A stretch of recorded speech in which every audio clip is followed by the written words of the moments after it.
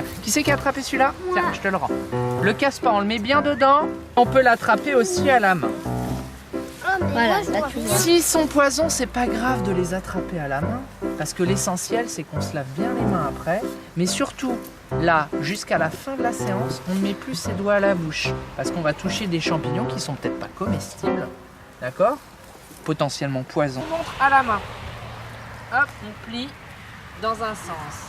On plie dans l'autre. Et regardez, j'ai pas tout arraché. Et quand on regarde en dessous, regardez. Vous avez vu les lamelles? En plus, il a même un petit collier là. C'est ce qu'on mange. Alors, celui-là, on va pas le manger, d'accord? Parce qu'il est incomestible. Et je vous disais tout à l'heure, vous vous souvenez tous les petits filaments, tous les petits mycéliums qui s'entremêlent? Vous avez vu là, tous les petits traits?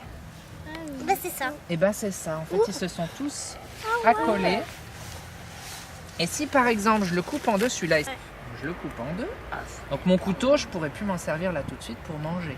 Je vais être obligé de le laver, d'accord? En général, on prend un couteau pour les champignons, un couteau pour manger. Hop, donc je le coupe en deux. Et là, ce qui est intéressant à voir, Oh, il y avait des graines. c'est tous les petits fils là, qui composent le champignon. Vous avez vu tous les petits fils là? Donc c'est ça qu'on appelle le mycélium. Et effectivement, il sent bon le champignon. Alors c'est pas parce qu'il sent bon qu'il est comestible, attention. Hein. Comestible, hein. Est-ce que vous savez tout ce que ça veut dire? Oui, ça veut dire qu'on peut le manger. D'accord. Et on va, alors vous faites comme moi, on plie dans un sens, on plie dans l'autre et on peut le prendre. D'accord? N'y allez pas tous en même temps. Le but c'est pas d'avoir forcément le plus gros. Voilà, ça c'est très bien fait. Comme ça on est sûr qu'il repousse plus tard. On a pris un nid trop gros. Ah bah décidément celui-là il est gros. Attendez, regardez. On peut l'avoir coupé. Regarde, on pourra l'avoir. Regarde. Non, il est ni trop gros ni trop petit.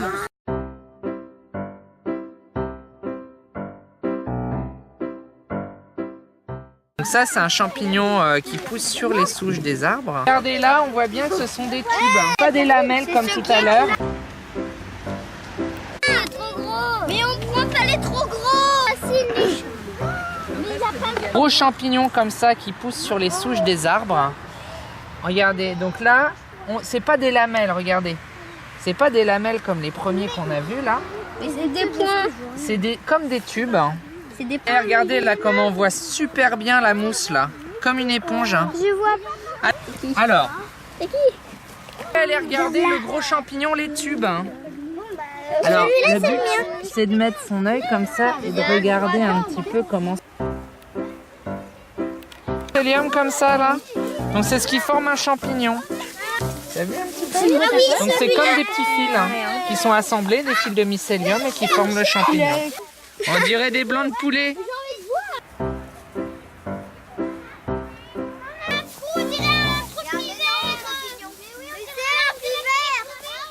Ah bah vous avez raison.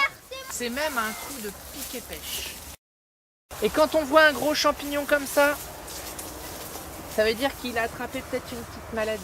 Voilà, il est pas très bien. En général, les champignons, quand ils poussent sur un arbre, ils poussent sur un arbre qui est déjà un petit peu malade. L'expérience des graines de champignons qu'on appelle. Qui c'est qui a pas de papier? Voilà. J'ai fait un gros trou. Ensuite, ça y est, je peux placer à l'intérieur, super, le champignon comme ça. Hop, là déjà, il va falloir attendre quelques jours. Les graines du champignon qui sont encore dans les lamelles, elles vont tomber sur le papier. Et ça, en fait, ça va faire un dessin. Et en fonction du type de champignon qu'on attrape, c'est est-ce que c'est un champignon avec des tubes, est-ce que c'est un champignon avec des lamelles. Et bah du coup, ça va pas faire les mêmes dessins.